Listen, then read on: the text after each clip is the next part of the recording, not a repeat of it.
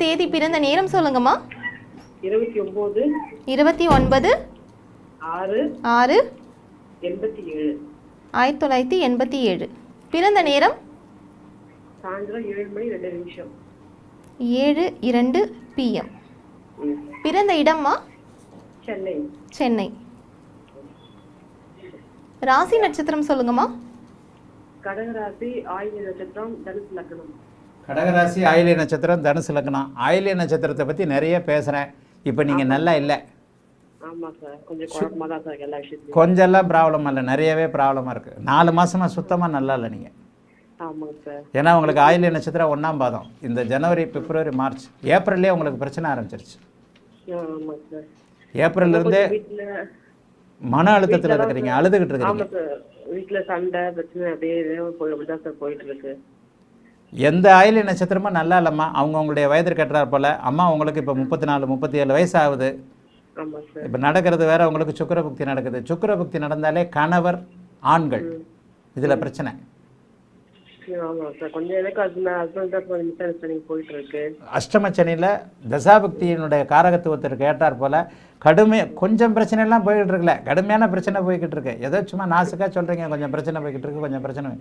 அதெல்லாம் நீங்கள் ஒரு 4 மாதமாக தூங்காமே இல்லாமல் அழுதுகிட்டு இருக்கிறீங்க.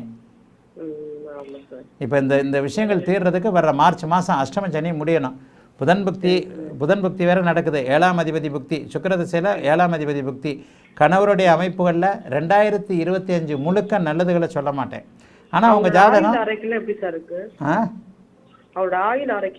அதெல்லாம் நல்லா இருக்குமா? கணவருடைய ஆயுளை கேட்குறீங்களா? உங்களுக்கு கணவரால் அப்படிலாம் ஒன்றும் அப்படிலாம் அமைப்பு இல்லைம்மா. அதாவது கணவருடைய ஆயுள் எவ்வளவு இருக்குது அப்படின்றத அவருடைய ஜாதகத்தில் தான் பார்க்கணும். பெரிய ட்ராஜடி நடக்கிற மாதிரி ஜாதகம் உங்கள் ஜாதகம் இல்லை. லக்னத்தை லக்னாதிபதி வலுத்து தான் பார்க்குறார். அஷ்டமச்சனியில் சோதனைகள்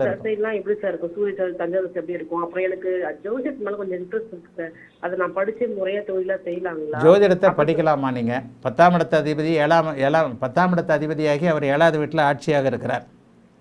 2027 வரைக்கும் நீங்கள் ஜோதிடத்தை படிச்சுட்டு சூரிய தசையில் நீங்கள் ஜோதிடத்தை தொழிலாகவே வச்சுக்கலாமா? 10ஆம் அதிபதியாக இருக்கிறதுனாலையும் லக்னாதிபதியே குருவாகி லக்னத்தை பார்க்கின்ற ஒரு காரணத்தினாலையும் 10ஆம் இடத்துல கேது இருக்கின்ற காரணத்தினாலையும் புதன் ஒரு நிலையில் பலவீனமாகாமல் இருக்கின்ற ஒரு காரணத்தினாலையும் சனிதான் சுபத்துவம். ஆனால் புதன் அதற்கடுத்து ஆட்சி பெற்ற அமைப்புகளில் 10ஆம் இடத்தோடு தொடர்பு கொள்கிறாரு. நீங்கள் ஜோதிடத்தை தொழிலாக 2027க்கு பிறகு வச்சுக்கலாம். விடாதீங்க, படிங்கம்மா. சரியா? அதெல்லாம் ஒன்றும் இப்போ கேட்காதீங்க. உள்ள பிரச்சனையை முடிக்க பாருங்க. மார்ச் மாதம் வரைக்கும் ஒன்றும் கிடைக்காது. சுக்கிரதசை ஒரு பெண் குழந்தைய கொடுக்குமா? 2 குழந்தைகளும் உங்களுக்கு உண்டுமா? 5ஆம் இடத்துல குரு இருக்கிறதுனால 5ஆம் இடம் சுபத்துவமாக இருந்தாலே முதல் குழந்தை ஆண் குழந்தை நிறைய இடங்களில் சொல்லியிருக்கிறேனேம்மா. 5ஆம் இடத்துல ஒரு சுக்கிரதசை அமைப்பின் அடிப்படையில் சுக்கிரதசை கேது புக்தியில் தான் பையன், அதுக்கடுத்து பொண்ணு. சுக்கிரதசை கேது புக்தி, சுக்கிரதசையில் கேது புக்திக்கு அப்புறம் தான் ஒரு ஆண் குழந்தையும் ஒரு பெண் குழந்தையும் உங்களுக்கு உண்டுமா? சுக்கிரதசை அடுத்தடுத்து வரக்கூடிய சூரிய தசை சந்திர தசையெல்லாம் நல்லதாகவும் இருக்குது. சந்திரன் வளர்பிறை சந்திரனாக தான் இருக்கிறாரு. சூரியன் பாக்கியாதிபதியாக இருக்கிறனால இந்த மாதிரி சுக்கிரதசை தான் உங்களுக்கு கடுமையான கெடுபலன்களை கொடுத்த பாபத்துவமான 6ஆம் இடத்தில் இருக்கக்கூடிய தசை.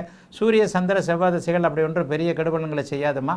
ஒரு பெண் குழந்தை பிறந்ததற்கு அப்புறம் உங்கள் வாழ்க்கை நல்லாயிருக்கும். பெண் குழந்தை இப்போ கிடையாது, 2026க்கு பிறகு தான். வாழ்த்துக்கள், நல்லா இருப்பீங்க. நன்றிம்மா. வணக்கம் குருஜி. நேரம்